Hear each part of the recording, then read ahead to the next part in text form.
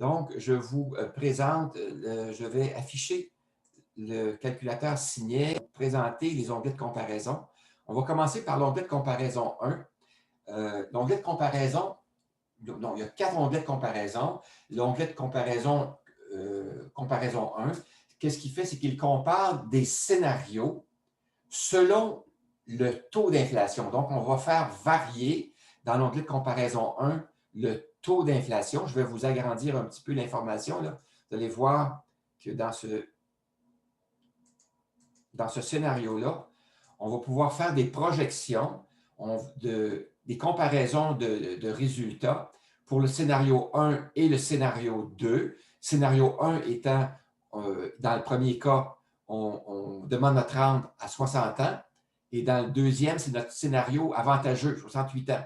Alors, on va comparer donc 60 et 68, 61 et 68, 62 et 63, 62 et 68, comme ça. Donc, tous les âges possibles vont être comparés en faisant varier le taux d'inflation. Alors, dans ce cas-ci, le taux d'inflation que j'avais inscrit, c'était 2 %. Alors, on va donc comparer les paires de scénarios. Les 8 paires de scénarios qui sont là vont être comparés avec le taux d'inflation de 2 2 moins 1, 1 et 0, ensuite 3 et 4.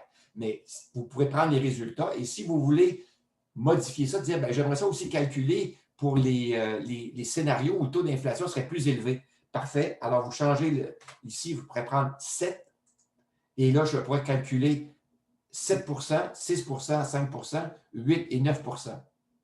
Alors, vous voyez que c'est très simple. En modifiant un chiffre, vous pouvez faire répliquer de nouveaux scénarios. Et lorsque les scénarios ont été calculés, vous les copiez, faites un copier-coller, copier avec les valeurs dans un autre fichier pour conserver les résultats. Les résultats, ce sont ceux qui sont affichés ici. L'âge le plus avantageux est inscrit ici. Alors, c'est tout simple. Vous allez avoir l'information qui va être calculée au fur et à mesure. Je vais vous indiquer aussi que pour chacun des scénarios, lorsque vous avez vous avez choisi vos paramètres, vous avez deux boutons, le bouton effacer et le bouton comparer. Le bouton effacer, qu'est-ce qu'il fait? C'est qu'il efface les résultats qui ont été calculés auparavant et le bouton comparer va déclencher une cascade de calculs. Il va comparer finalement les deux paires de scénarios avec les 5 variables qui sont ici, les 5 valeurs qui sont ici. Donc, dans ce cas-ci, il va nous calculer jusqu'à une quarantaine de scénarios d'un coup. En faisant un clic, il va partir la machine, il va calculer une quarantaine de scénarios. Et lorsque les scénarios sont avantageux, lorsque le scénario 1 est avantageux, il affiche les résultats en noir. Et lorsque le scénario 1 n'est pas avantageux, il affiche les résultats en rouge. Alors donc, je ne sais pas si on aura l'occasion de voir ça, là. Alors, on ne les voit pas pour les autres.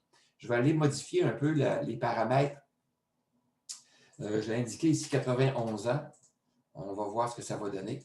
Alors, vous voyez, qu'en changeant mon âge prévu au décès, vous voyez que dans mon scénario de comparaison 1, maintenant, j'ai beaucoup de rouge. Alors, tous les scénarios qui sont là m'indiquent que c'est plus avantageux pour moi de demander ma rente de façon hâtive jusqu'à l'âge de 91 ans, dans le cas de 2 et dans le cas de 1 et 0 aussi.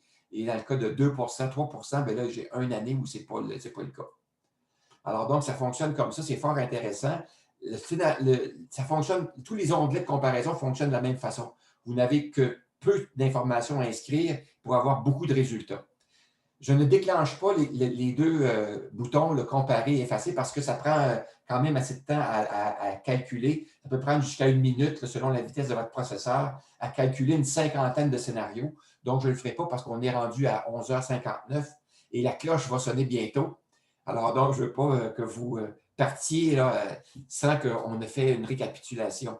Donc, le scénario, comparaison 1, c'était le taux d'inflation. L'onglet comparaison 2 va porter, lui, sur la variation du taux de rendement des placements. Donc, vous pourrez, à la ligne 17, modifier le taux de rendement des placements. Ici, c'est ce qui est calculé, c'est les taux de rendement des placements 3, 4, 5, 6, 7 qui vont être calculés. Vous avez donc les résultats encore en rouge et en noir.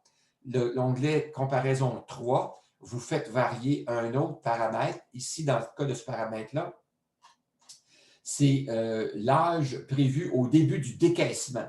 Donc, vous faites varier l'âge à la ligne 17, faites varier l'âge prévu au décaissement. Ici, bien, on parle de 78 ans, mais vous pourriez changer l'âge pour d'autres âges et il va vous recalculer l'ensemble des scénarios. Comparaison 4, il va vous permettre de comparer maintenant avec un autre paramètre qui est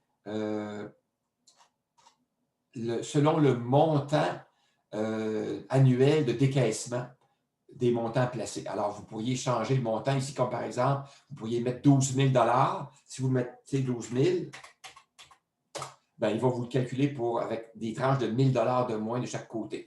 Alors, donc, c'est assez facile à utiliser pour vous permettre de déclencher le calcul d'une cinquantaine de scénarios à la fois. Alors, c'est assez performant et pour peu d'efforts, vous avez beaucoup de résultats pour vous aider à prendre des décisions, à analyser l'élément le plus avantageux pour vos données à vous. Maintenant, ce que ça suppose, ceux qui veulent utiliser les onglets comparaison 1 à comparaison 4, ce que ça suppose, c'est que vous n'utilisiez pas des données générales sur les taux de rendement des placements, celles qui sont proposées par les planificateurs financiers, mais que vous utilisiez vos données réelles, c'est-à-dire les vrais taux de rendement de vos placements par type de compte bancaire au cours des 15 dernières années, si possible. C'est ça qui serait le meilleur. Et si vous avez ces chiffres-là, vous allez pouvoir faire une projection avec vos vrais chiffres, vos vraies données et voir l'effet réel. Si vous utilisez des taux qui ne sont pas ces taux-là, mais des taux généraux, bien, vous allez avoir une projection, mais est-ce qu'elle s'applique à vous? Point d'interrogation. Alors voilà, c'était l'explication que je voulais vous donner sur les onglets de comparaison. Je vais